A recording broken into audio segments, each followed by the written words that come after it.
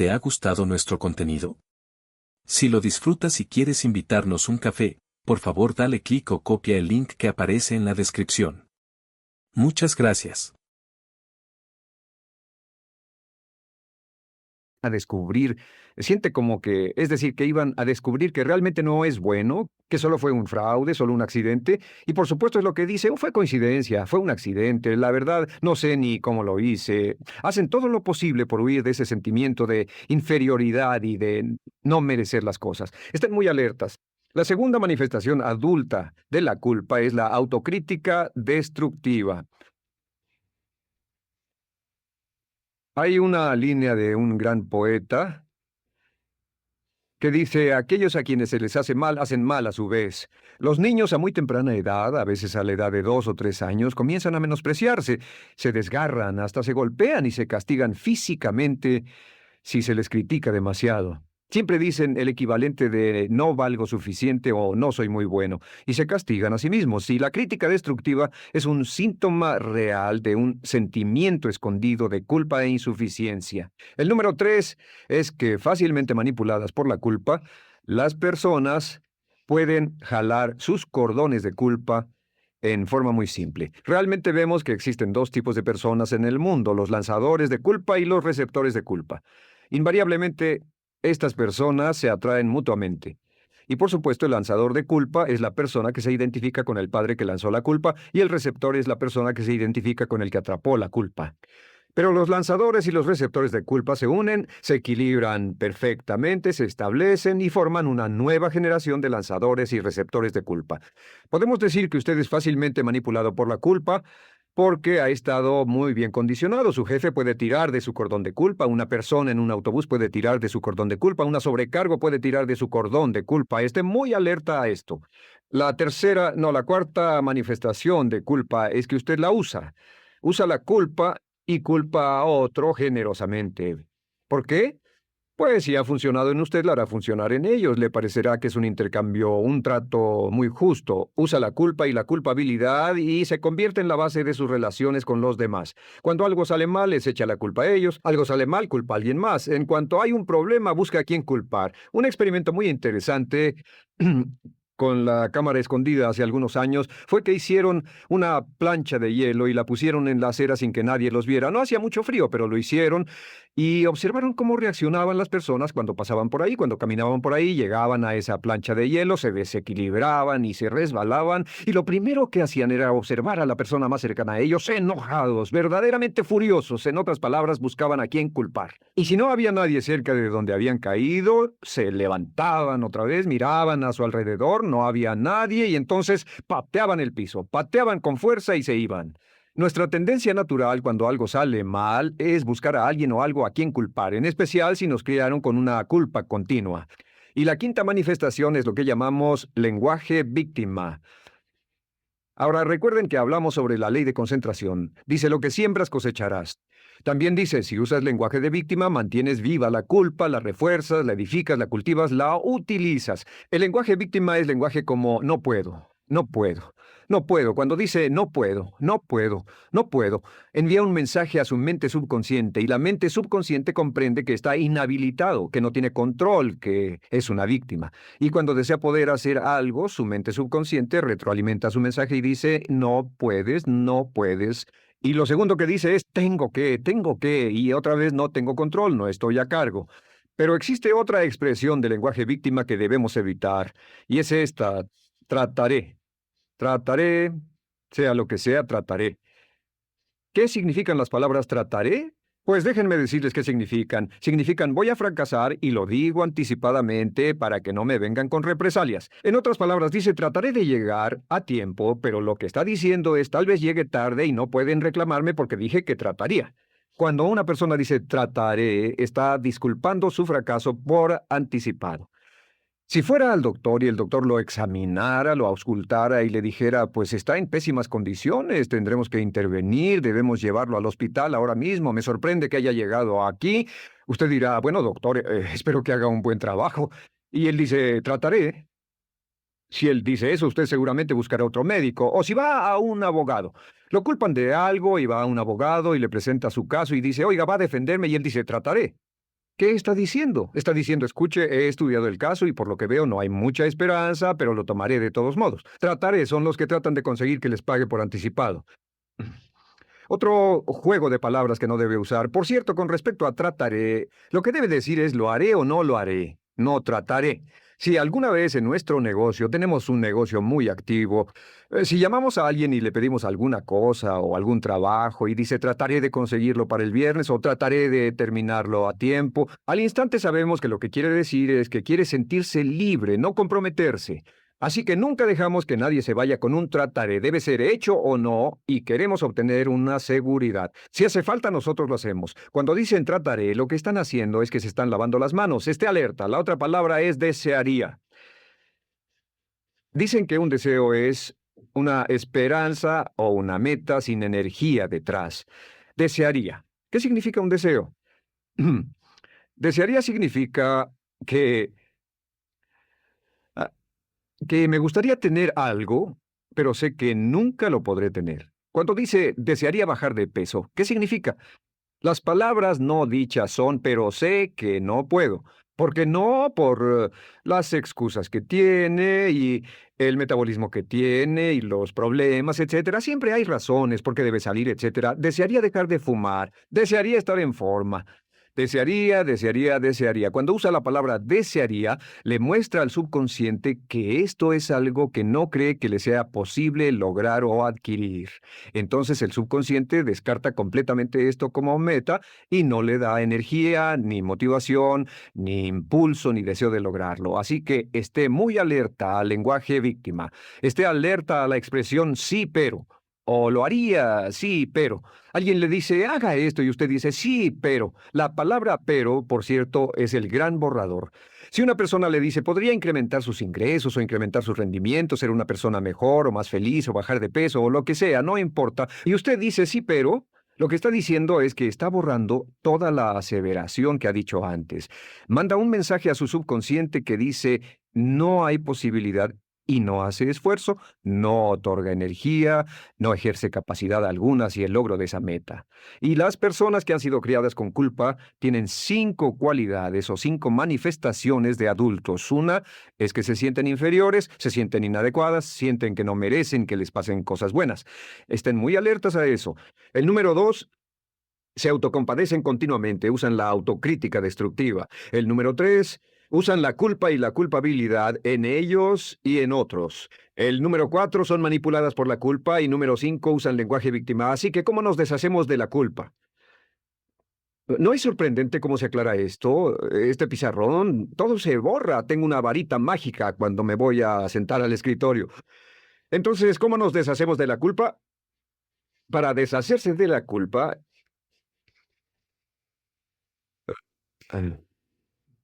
este es el proceso. Tiene algunos pasos importantes. Número 1, el primero de la lista, elimine la autocrítica. Elimine la crítica autodestructiva. En otras palabras, nunca diga nada destructivamente crítico de usted mismo. No lo diga.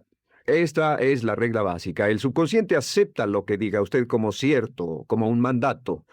Así que no diga nada de sí mismo que no desee sinceramente que sea cierto. No diga estoy cansado, estoy gordo. No diga no puedo o debo. No diga nada a menos que quiera que sea cierto. Las palabras que van después de la palabra yo son las palabras que su subconsciente registra como mandatos, excepto cuando dice yo desearía o lo intentaré. Así que elimine la crítica destructiva. Siempre hable en términos positivos sobre usted. Me gusta mi persona, puedo hacerlo, lo haré, escogí hacerlo, pero nunca diga no, no puedo. Número 2 es no dejarse manejar por la culpa. Rehúse ser manejado por la culpa.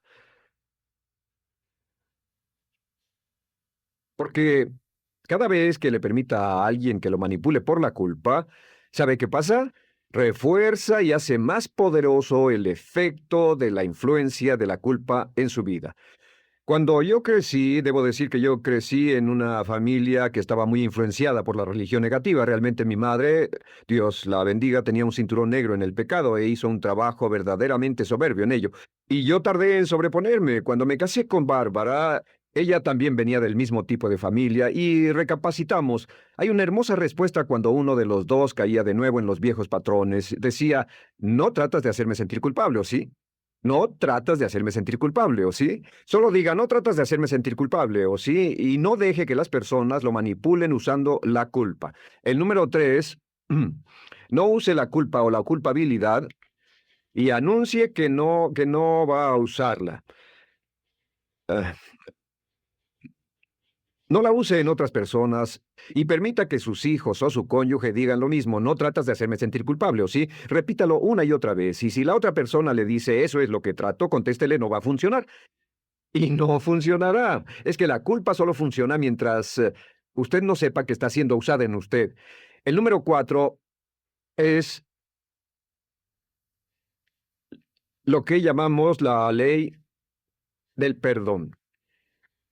Es la más importante de todas. Realmente es el centro, es el meollo de toda esta sesión. La ley del perdón simplemente dice que usted está sano mentalmente hasta el grado en que pueda perdonar libremente y olvidar las ofensas. Que su habilidad para perdonar a los demás es la clave que determina su felicidad y su éxito en la vida. Su habilidad para perdonar a los demás es la única forma de eliminar la culpa. Su disponibilidad para perdonar a los demás y olvidar ofensas es el determinante más importante de si usted está o no totalmente integrado y es un adulto que funciona como ser humano. Porque la tendencia de culpar y de guardar rencores es una tendencia patológica infantil que la poseen todas las personas que están enfermas mentalmente. La habilidad para olvidar, para perdonar libremente, es la marca del ser humano realmente iluminado. Ahora, acepte eso como real. Hay 4 personas a las que debe perdonar. Número 1, perdone a sus padres. Perdone a sus padres por todo lo que le hayan hecho para herirlo. La mayoría de nuestras investigaciones muestran que casi todos nuestros problemas como adultos se remontan a no estar dispuestos o no poder perdonar a nuestros padres por algo que hicieron que nos hirió. Perdónelos un 100%, escríbales, llámeles por teléfono, dígales, o cuando menos perdónelos en su corazón, pero perdone a sus padres. Número 2, perdone a los otros. Perdone a todos los demás. Perdone a todos los que lo hayan herido de algún modo, por cualquier cosa, y déjelo así. Ahora, hay muchos que dicen no puedo perdonar a esa persona por lo terrible que me hizo, pero recuerde esto, el perdón es perfectamente egoísta. El perdón no tiene nada que ver con la otra persona, solo tiene que ver con su paz mental y con su propia integridad mental. Número 3, perdónese a sí mismo. Perdónese por todas las cosas débiles, tontas, insensatas y estúpidas que haya hecho, porque todas las personas han hecho cosas tontas, insensatas, estúpidas y ridículas, pero perdónese en un 100%. Y finalmente, la última parte de esto, si ha hecho algo que hirió a alguna persona, vaya a disculparse. Es sorprendente el hecho de vidas que se arruinan año tras año por personas que no tienen la fortaleza intestinal, las agallas y el valor para decir lo lamento. Una de las cosas más importantes es desarrollar carácter hasta el grado en el cual hacemos las cosas que son muy difíciles para nosotros, hasta el grado en el cual hacemos las cosas que sabemos que están bien aunque sean difíciles, en especial cuando son difíciles emocionalmente. Y la clave para deshacerse de la culpa, la clave para ser una persona total y completamente positiva es perdonar a los demás. Perdone a las personas con quienes ha sostenido una relación, perdone a sus jefes anteriores, perdone a los amigos que lo han herido, perdone las inversiones que estuvieron equivocadas, perdone a los jefes que lo despidieron, perdone a sus padres, perdone a todo el mundo. Desarrolle una actitud hacia la vida con la que rehúsa guardarle rencor a los demás. Solo repita una y otra vez, los perdono a él o a ella por todo. Los perdono por todo. Los perdono por todo. Y eso es todo. La clave para librarse de las emociones negativas es rehusarse totalmente a continuar con cualquier situación negativa. No olvide que es un acto muy egoísta y será tan egoísta como usted quiera. El acto del perdón lo libera y libera a la otra persona y le garantiza que se moverá rápidamente hacia el cumplimiento de su potencial. Para tener éxito, una mujer debe ser mejor en su trabajo que un hombre. Golda Una de las grandes metas en la vida es lograr la paz mental, y la razón por la que muy pocas personas tienen paz mental es porque no la ven como una meta bastante importante, y si lo hacen no se toman el tiempo para entender lo que se interpone entre ellos y su paz mental. Ya hablamos de uno de los principales obstáculos o principales pares de obstáculos, que son los patrones de hábitos negativos, el temor al fracaso, el temor al rechazo. Estos nos roban una enorme cantidad de paz mental, y también hablamos de sentimientos de culpa, sentimientos de inadaptabilidad, de falta de mérito, de no merecer, etcétera. También ellos nos roban paz mental. Pero en esta sesión quiero hablar de la última, por así llamarlo, clave a esta discusión de emociones negativas, y es a lo que llamamos imaginación negativa. Las palabras imaginación negativa vienen de un extenso cuerpo de literatura que fue escrito a principios de siglo. Encontraron que la imaginación negativa es algo que creamos en nosotros mismos y que al mismo tiempo nos causa una enorme cantidad de estrés y desesperación. La imaginación negativa crea temor. Y una de las mejores definiciones del temor que he visto últimamente se llama experiencias de fantasía que parecen reales. Experiencias mm, de fantasía que parecen reales. En otras palabras, son experiencias que creamos en nuestra mente y en nuestra imaginación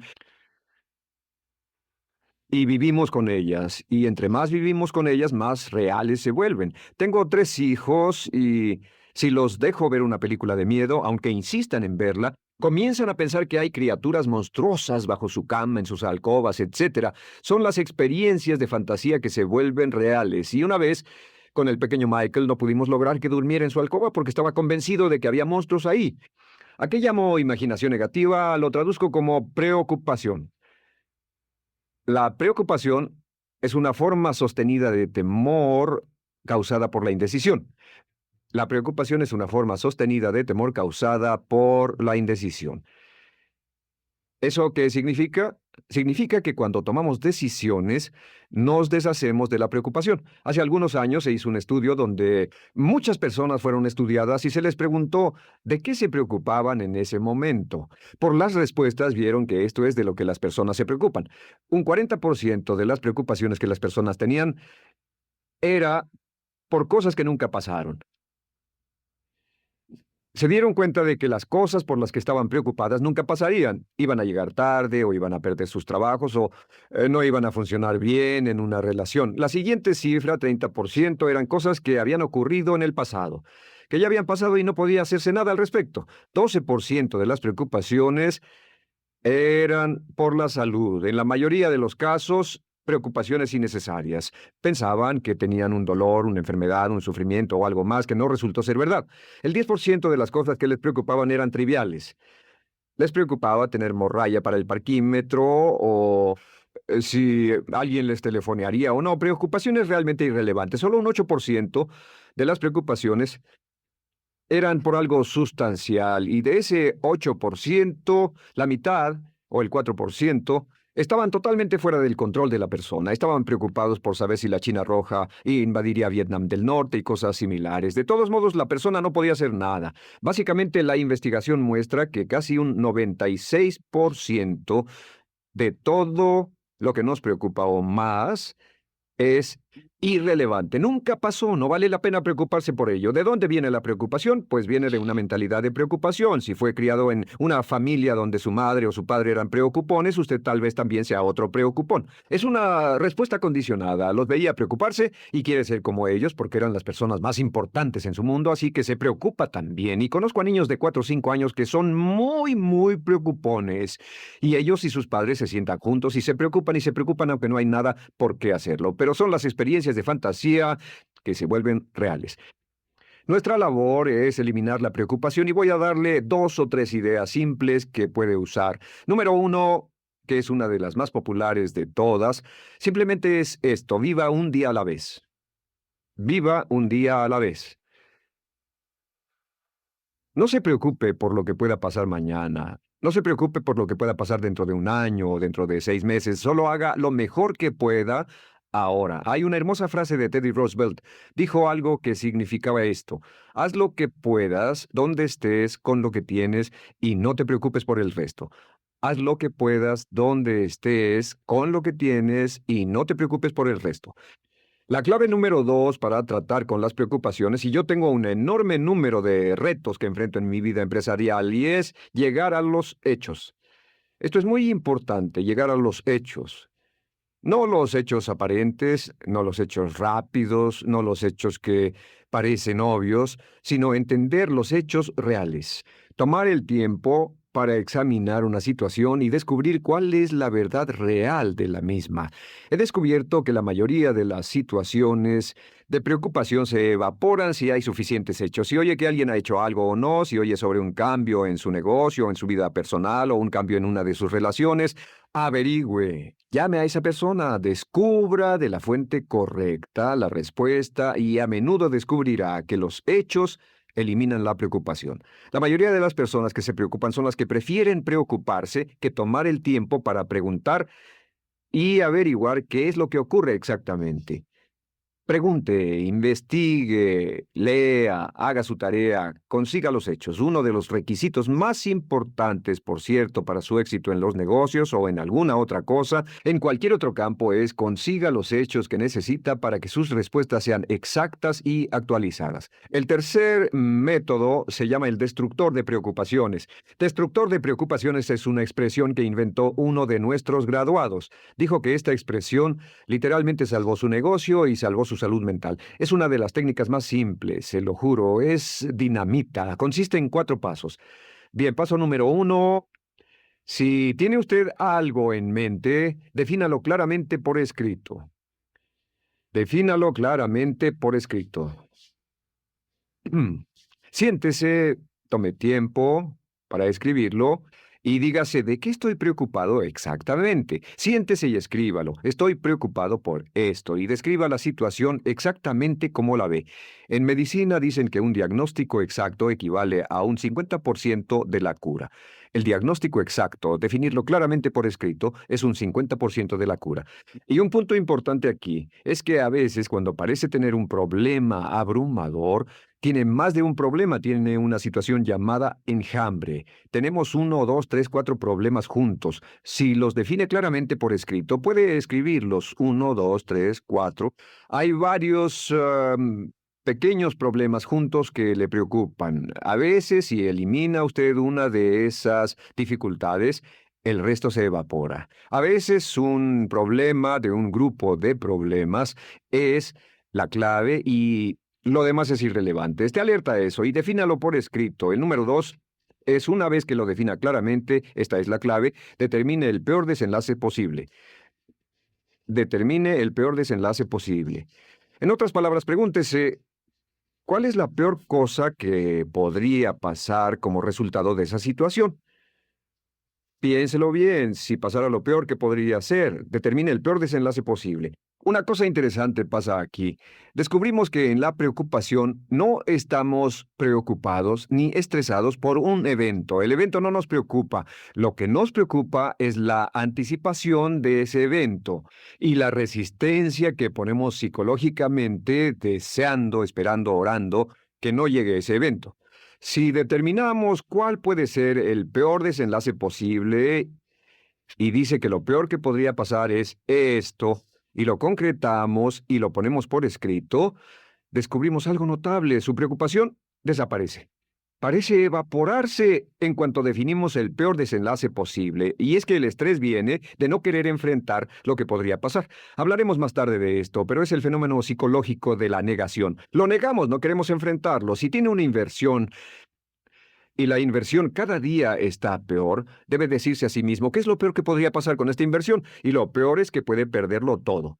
Una vez que diga, lo perderé todo, de pronto ya no está preocupado por eso, porque sabe qué es lo que puede pasar. El tercer paso, permítanme un segundo, con respecto a una relación. A veces estamos en una relación muy infeliz y decimos, ¿qué es lo peor que podría pasar aquí? Lo peor que podría pasar es que pierda la relación. La relación desaparece. Debe preguntarse a sí mismo, ¿me matará eso?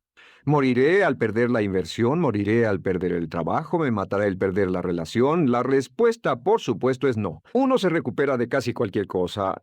Y número 3, por cierto, hay muchas personas que tienen y presentan los signos de cáncer, pero no van con el doctor porque no quieren saber. El estrés de no saber, de hecho, exaspera el curso de la enfermedad y finalmente, cuando tienen que ir al doctor, ha llegado tan lejos que el doctor no puede salvarlos. Pero el estrés de no enfrentar la posibilidad los mantiene alejados de un doctor en el momento en que éste podría ayudarlos. Número 3, prepárese a aceptar lo peor en caso de que ocurra. Aceptar lo peor en caso de que ocurra. No es ser pasivo, no es ser fatalista, solo diga si nada puede hacerse, y esto debe pasar, debo aceptarlo. Tengo un dicho que uso mucho y es: lo que no puede curarse, debe soportarse. Lo que no puede curarse, debe soportarse. Pues bien, si esto llega a pasar, lo acepto y aprendo a vivir con eso. No voy a dejar que me despedace, no voy a dejar que me mate. Número 4 es: comience inmediatamente a mejorar lo peor. Comience a mejorar inmediatamente lo peor. ¿Qué significa? Significa que ahora acepta que puede pasar y ha decidido que vivirá con ello en caso de que ocurra. Y ahora hará todo lo posible para trabajar y para asegurarse de que no ocurra. Por cierto, en los negocios se llama el análisis minimax de lamentos. Es minimizar el máximo lamento.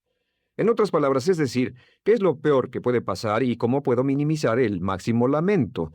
La técnica Minimax es una técnica tremenda porque aclara su mente considerablemente y una de las mejores formas de usarla es muy eficiente. Tome un pedazo de papel, trace una línea en el centro y en el margen superior y luego en la parte izquierda escriba PDP. No, perdón, en este lado una definición.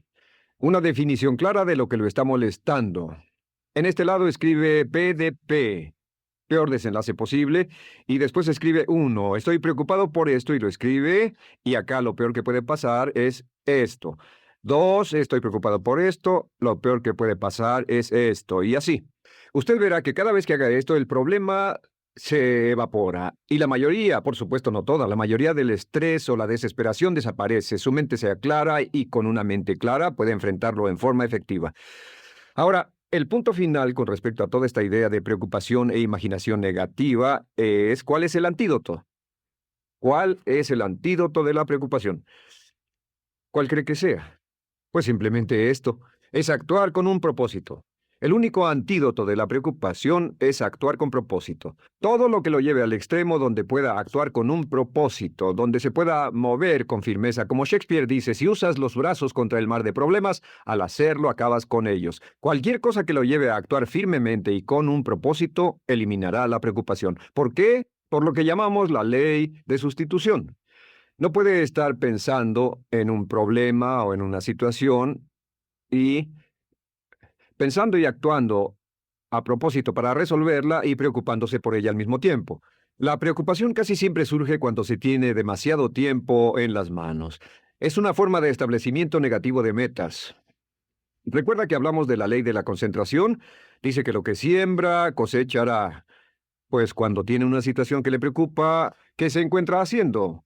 Lo que se encuentra haciendo es pensando, hablando, cosechando, imaginando vívidamente exactamente lo que no quiere. La ley de la expectativa dice: lo que se espera llegará a su vida. Aquello a lo que más temía ha llegado a mí, como dice en el libro de Job. La ley de la atracción dice que atraerá a su vida a las personas y las circunstancias que van de acuerdo con sus pensamientos dominantes. La razón por la que empleamos un módulo completo para hablar de preocupación es esta: es que hay algunas personas que no se preocupan por nada. Este método, por cierto, de determinar el peor desenlace posible, el destructor de preocupaciones, también es un método tremendo para toma de decisiones. Cuando está en una situación y debe tomar una decisión de una u otra forma, la primera pregunta que debe hacerse cuando lo haya analizado es: ¿qué es lo peor que podría pasar? Recuerdo al gran Paul Getty, quien hace años fue uno de los hombres más ricos del mundo. Dijo que este método de determinar el peor lado posible, lo usaba como un método de toma de decisiones en todos los negocios que emprendía. En todo lo que emprendía se preguntaba: ¿qué es lo peor que puede pasar? Y se aseguraba de que lo peor no pasara. Así que tome la decisión ahora de que va a eliminar la preocupación, las experiencias fantásticas que parezcan reales, que va a aceptar el peor desenlace posible que pueda ocurrir y luego ocuparse y hacer todo lo humanamente posible para tomar una actitud constructiva para eliminar la situación preocupante y desecharla. Esta es la clave para eliminar el final de lo peor de nuestras emociones negativas. Un hombre lleva consigo su éxito o su fracaso. No depende de condiciones externas. Ralph Waldo Trine.